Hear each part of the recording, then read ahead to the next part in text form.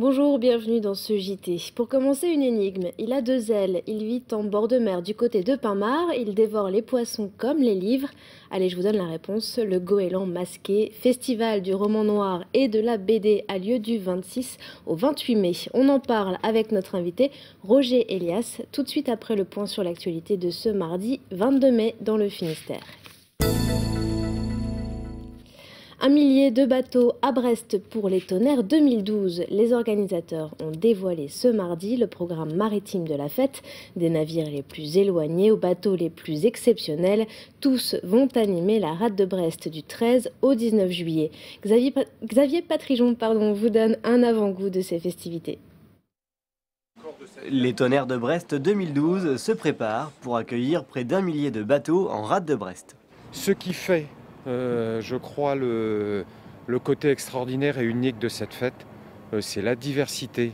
Et donc tout le monde maritime présent à Brest et de bateaux qui naviguent, des bateaux sous voile, des bateaux qui sont sur l'eau, sur lesquels on peut embarquer et qu'on peut voir passer sous voile. Parce qu'on va vraiment des bateaux historiques, des bateaux du patrimoine, aux bateaux modernes.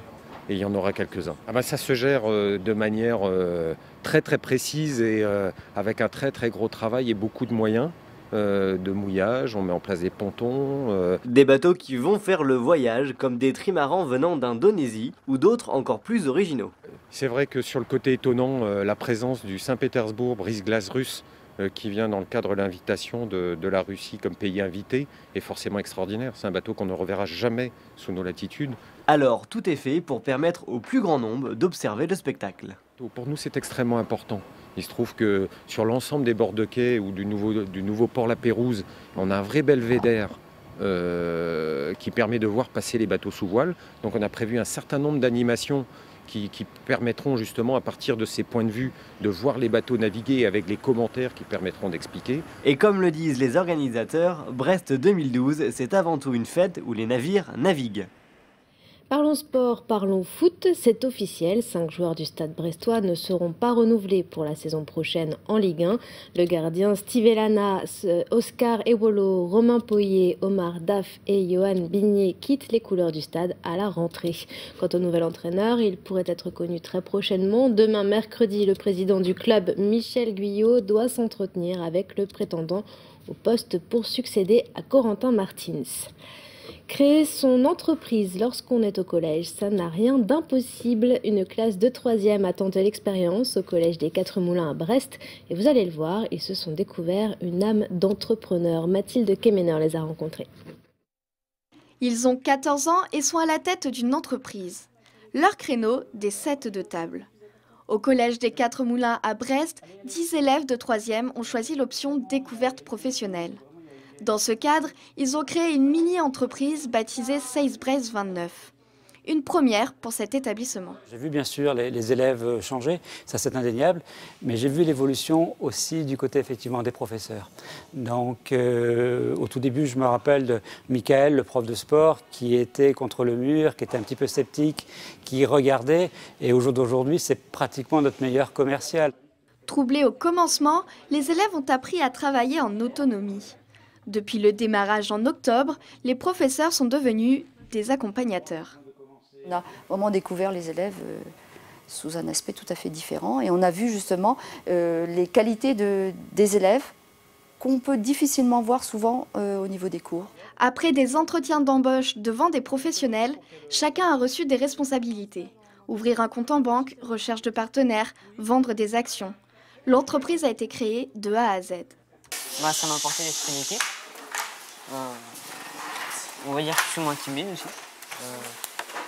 La confiance en moi aussi. Je pense que j'ai gagné un peu de maturité.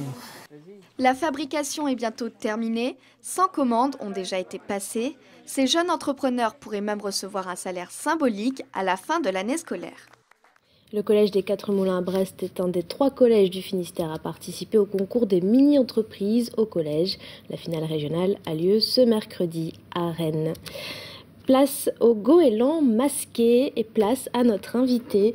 Bonjour Roger Elias. Bonjour. C'est vous qui êtes organisateur du goéland masqué. Excusez-moi. Donc, quel est l'objectif de ce festival ? Dites-moi. L'objectif du festival, c'est de mettre en relation des auteurs de romans policiers, de romans noirs et un public, car depuis maintenant 12 ans que nous organisons le salon qu'on appelle maintenant le festival, le public en fait vient en masse pour rencontrer des auteurs, participer à des conférences, écouter des auteurs qui parlent du genre, qui donnent des informations, aussi bien d'ailleurs sur le roman que sur la bande dessinée. C'est également une de nos caractéristiques, d'avoir les deux en fait. Et alors vous parlez de roman noir, quelle est la différence entre le roman noir et le roman policier? Bien, pour faire simple, je dirais que le roman policier est une histoire où un crime résolu permet d'éliminer l'individu qui est, je dirais, socialement taré, et à la fin du roman, tout reprend l'ordre des choses, alors que le roman noir, au contraire, peut ne pas avoir de policiers, ne pas avoir de crime, mais confronte les individus aux difficultés de la vie quotidienne.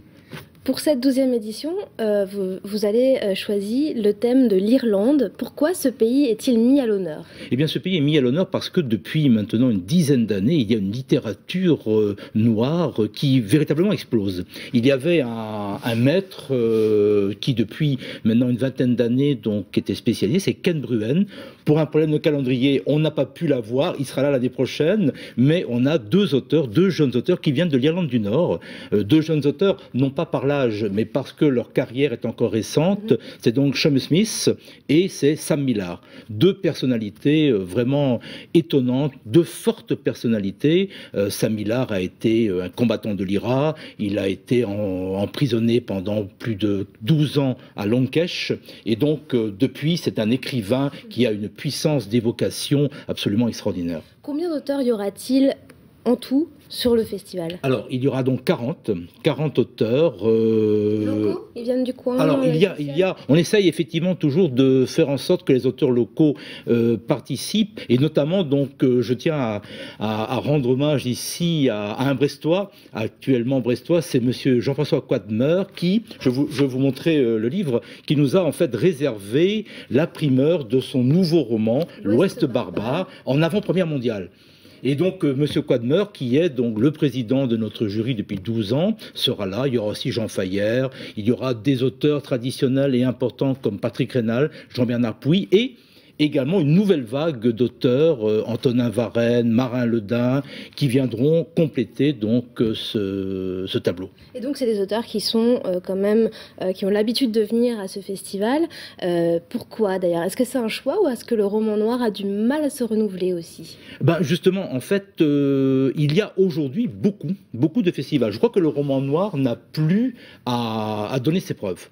Il existe, il correspond une bonne partie aux ventes que réalisent les libraires, et aujourd'hui, en fait, grâce à leur disponibilité, sans doute aussi grâce à la qualité de notre accueil, parce que je crois que les auteurs aiment bien venir à Pamart, ce bout du monde, on n'a pas beaucoup de difficultés à constituer un plateau de qualité.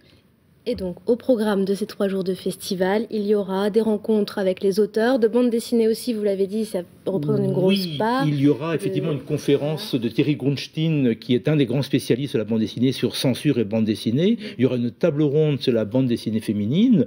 Il y aura une conférence de monsieur Claude Mesplède, qui est le grand spécialiste du roman noir, sur le roman noir français. Il y aura aussi une table ronde sur roman noir et guerre d'Algérie, donc il y aura de quoi effectivement passer un week-end sur les 3 jours. Et tout le programme est à retrouver sur le site goélandmasqué.free.fr. Merci beaucoup, Gélias, d'être venu sur ce plateau nous parler de cette 12e édition du Festival du Goéland Masqué, qui a lieu, je le rappelle, les 26, 27 et 28 mai à Pamart.